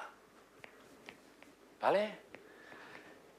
Por lo tanto, esto era para resumírselo, tal como lo vemos ahora. Esto que yo les he explicado en plan sencillo es complejísimo. Pero estamos penetrando, como han visto, estamos penetrando en ello. Por lo tanto, como sospechaban los buenos filósofos políticos, que algunos buenos hay,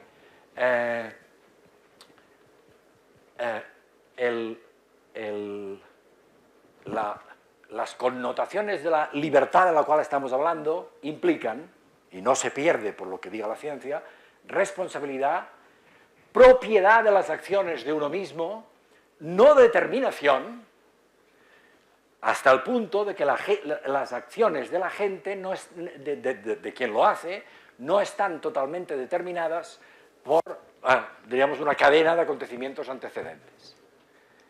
Y acababa, perdón, tengo que ir al final, porque me he ido ahora aquí.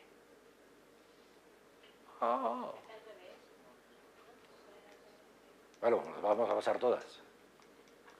Quiero acabar.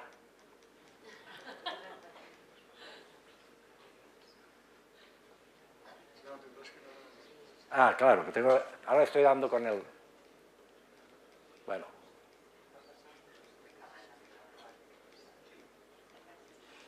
Quiero acabar. A ver si me deja. Vale, aquí. Por lo tanto, acabé diciéndole a los jueces y criminólogos reunidos en Madrid, fíjense que les podemos ayudar en este asunto, Los científicos les podemos ayudar ya, ahora, para que ustedes sean más sutiles y puedan decidir con mejor conocimiento de causa. No les vamos a ahorrar la decisión última. A ustedes o a los jurados, de hasta qué punto es culpable, hasta qué punto merece sanción y de qué nivel tiene que ser la sanción. Esto no se lo vamos a ahorrar jamás. Pero les podemos ayudar en multitud de cosas previas que ayudan a tomar esta decisión con más sutileza y sofisticación. ¿Cómo? Pues estudiando cómo toman decisiones los jurados colectivos, no un juez, que se ponen en marcha dinámicas que son peculiares. 2. Estudiando cómo hacen los testimonios de determinadas acciones la identificación y cómo las recuerdan. Hay gente que tiene...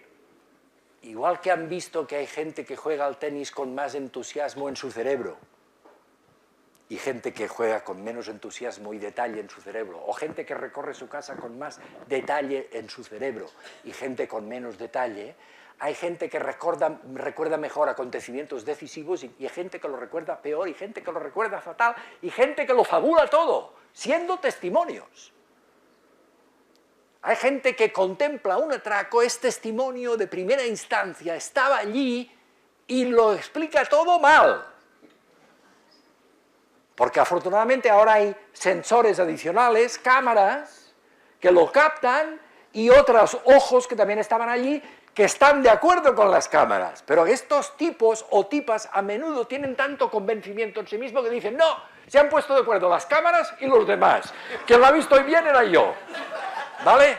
Los humanos pueden ser tan complicados como esto, pero les podemos ayudar a los jueces a determinar quién es un fabulador y no es preciso en su memoria.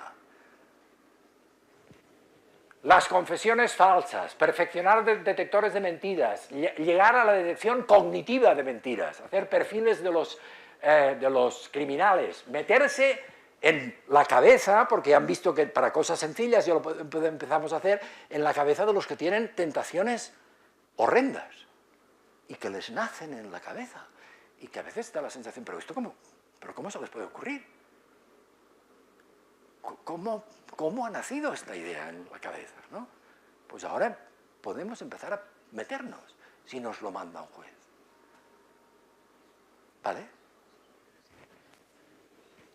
Y ayudarles en la atribución de voluntad, intención, responsabilidad y imputabilidad.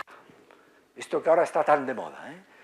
Por lo tanto, ahora les he respondido a la pregunta del inicio de manera más completa y tienen ustedes elementos como para pensar que en el asunto de la libertad, como en todos, la ciencia es una bendición. Buenas noches.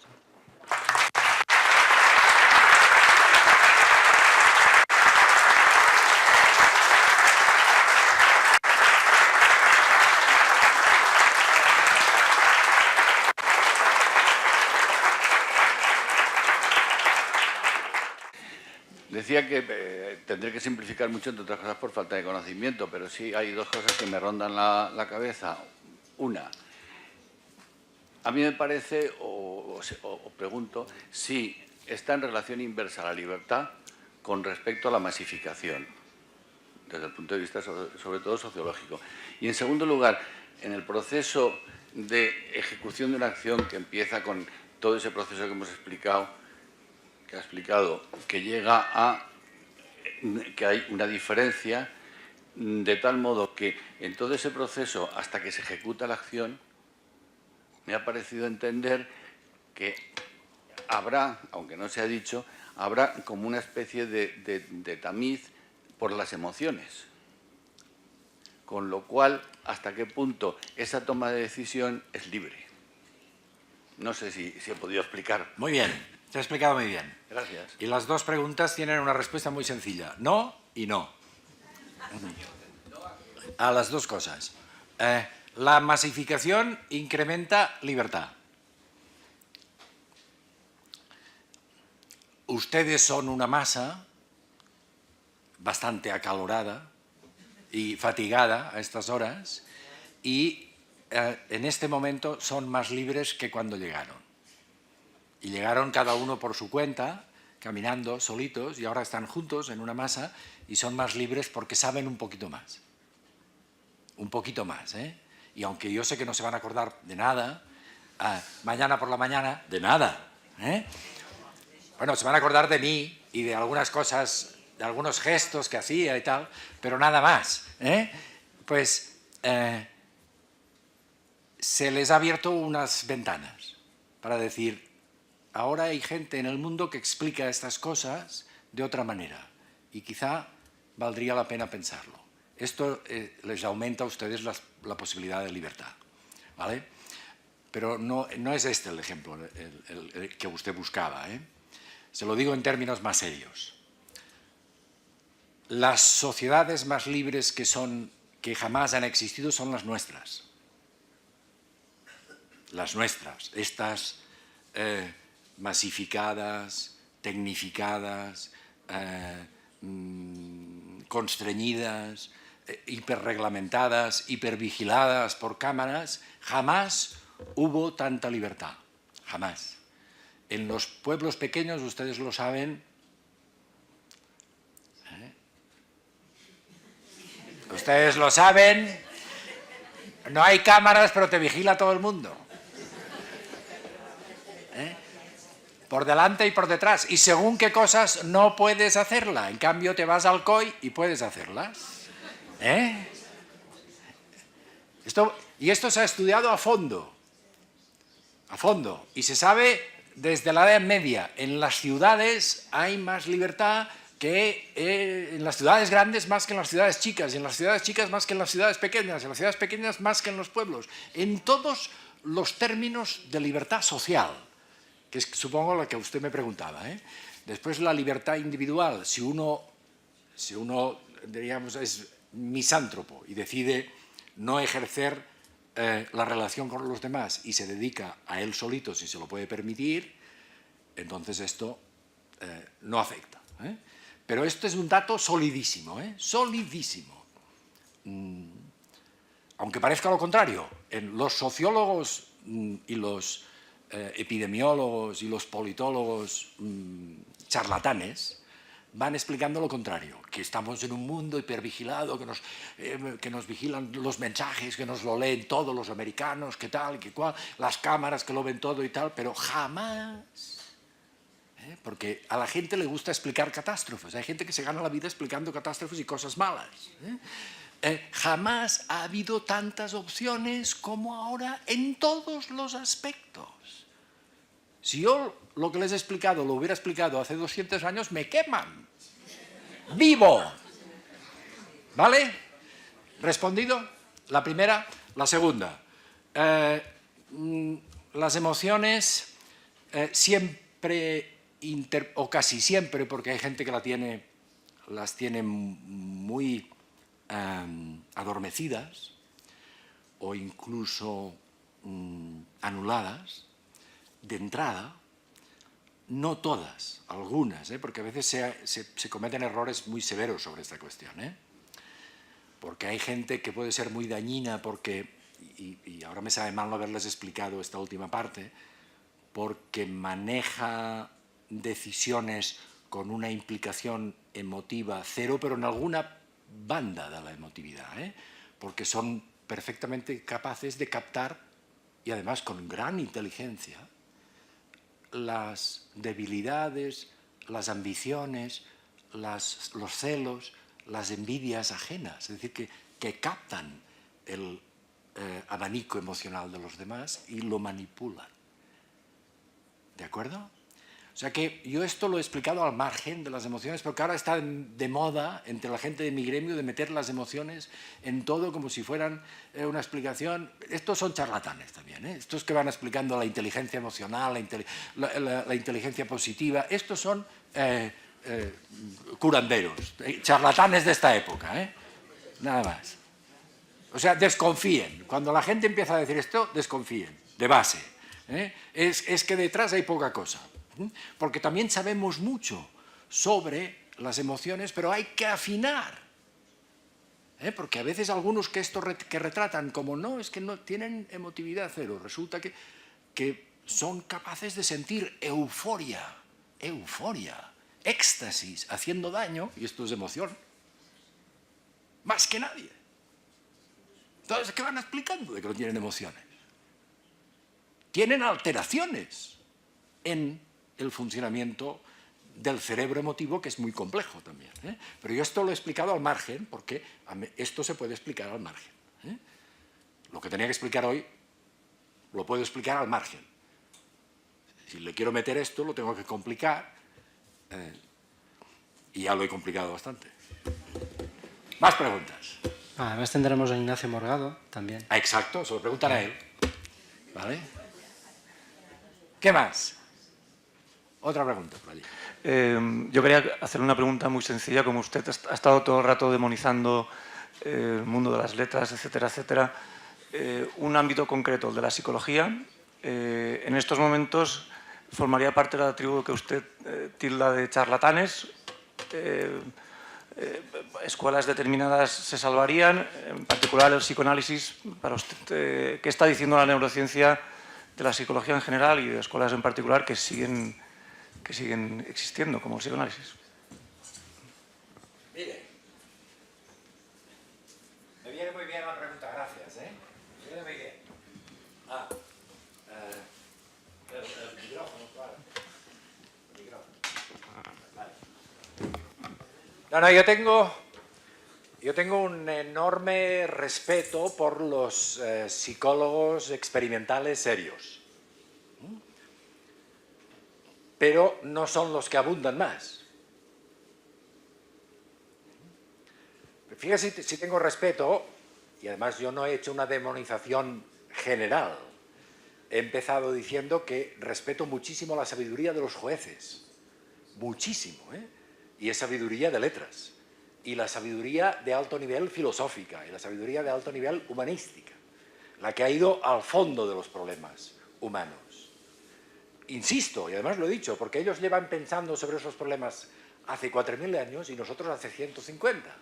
y por lo tanto los tenemos que aprovechar a los mejores. Pero fíjese, esto que yo he listado aquí, esto de aquí, es, salvo cuando me vengo aquí o aquí, esto es psicología de investigación seria de laboratorio. Pero como predominan el 90%, predominan charlatanes, porque como el mundo rico, occidental, educado, ha cambiado y no se cree tanto a los curas porque explican cuentos que ya no van, que son muy bonitos, pero que no van, y que es obvio que no van.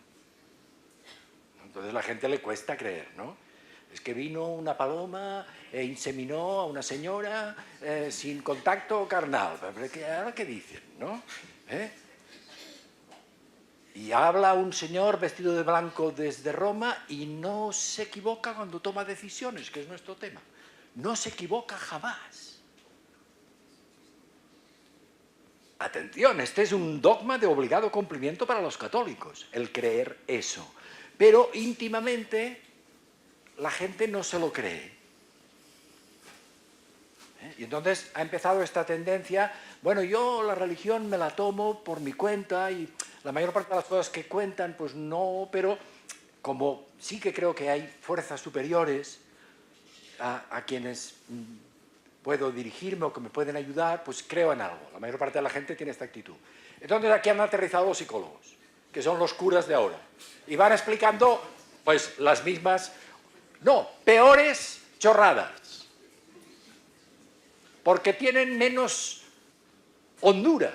Van explicando estas cosas de la inteligencia emocional y de la actitud positiva y encandilando al personal, cuando en realidad su discurso es mucho más pobre, se lo juro, que el de los teólogos serios y el de las tradiciones sabias, religiosas, las nuestras o las otras, las musulmanas, las judías.